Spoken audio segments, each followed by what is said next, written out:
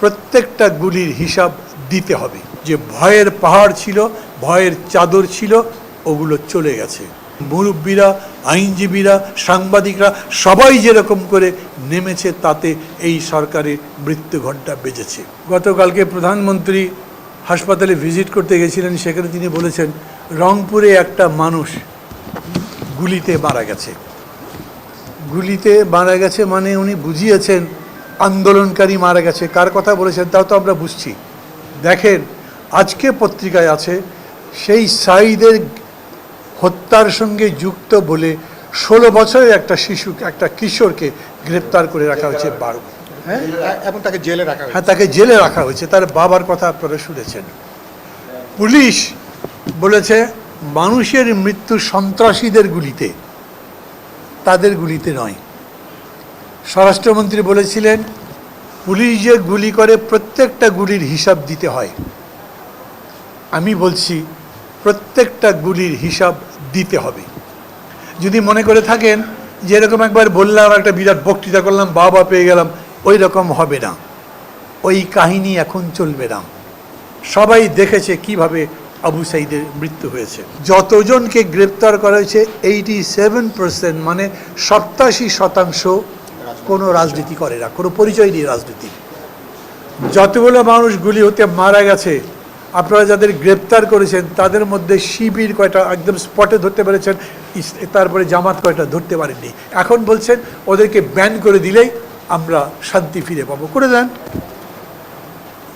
তারপরেও আমরা দেখব সত্যি সত্যি শান্তি কতখানি ফেরে। কেন বলছি, গত 2 দিন 3 দিনে যে আন্দোলন হয়েছে, আজকেও হচ্ছে, সমস্ত কিশোর, সমস্ত ছাত্র ছাত্রী এবং ছাত্রীদের মধ্যে আমি আপনাদের বলবো, এই একটা ইয়েতে আছে নুসরাতের কিভাবে ছিনিয়ে নেওয়ার চেষ্টা করছে তার সহপাঠীকে, যেহেতু তাকে গ্রেফতার করছে। সমস্ত ছাত্রী নারীরা জেগেছে, ছাত্ররা জেগেছে অন্যায়ের বিরুদ্ধে প্রতিবাদ করতে। তারা কোনো ভয় করছে না। তারা বলছে আমাদের সমস্ত ভয় কাটিয়ে আমরা আসছি। আমরা সব ধরনের অত্যাচার, নির্যাতন, এমনকি গুলি বুকে পেতে নিয়েও লড়াই করবার জন্যে রাস্তায় নেমেছি। কিছু করতে পারবেন না। জামাত শিবিরকে ব্যান করার বাহানা তুলছেন, বিএনপি শিবির জামাতের নাম দিয়ে বলছেন তৃতীয় পক্ষ, তো ওদেরকেও পারলে দেখেন না সব রকম চেষ্টা করে থামাতে পারবেন না। যে ভয়ের পাহাড় ছিল, ভয়ের চাদর ছিল, ওগুলো চলে গেছে। যেইভাবে লড়াই করছে তারা, যেইভাবে লড়াই করছে শিক্ষক, গুরুজন, মানে মুরব্বীরা, আইনজীবীরা, সাংবাদিকরা সবাই যেরকম করে নেমেছে, তাতে এই সরকারের মৃত্যু ঘণ্টা বেজেছে। আমরা অনেক আগেই বলেছিলাম যে এই পরিস্থিতি গায়ের জোরে মোকাবেলা করতে পারবেন না। বাংলাদেশের টোটাল ফোর্স নামানো হয়েছে এগেন্স্ট দিস মুভমেন্ট, যারা করছেন তাদের বিরুদ্ধে। থামাতে তো পারেননি, একই রকম নির্যাতন করে বেড়াচ্ছেন। হাসপাতালে এখন আইনজীবীরা মামলা দিয়েছেন, আর্জি দিয়েছেন যে এইভাবে গুলি করা বন্ধ করো, আর ওই 6 জনকে যে গ্রেপ্তার করে নিয়ে গেছো না, কী করেছ, ওদেরকে ছেড়ে দাও। একজন জাজ অসুস্থ হয়ে গেছেন, 3 দিন পার হয়ে গেল, ওটার কোনো জাজমেন্টই নাই, তারপরে পুলিশ আবার গুলি করবে। সেই সাহস গতকাল দেখিনি।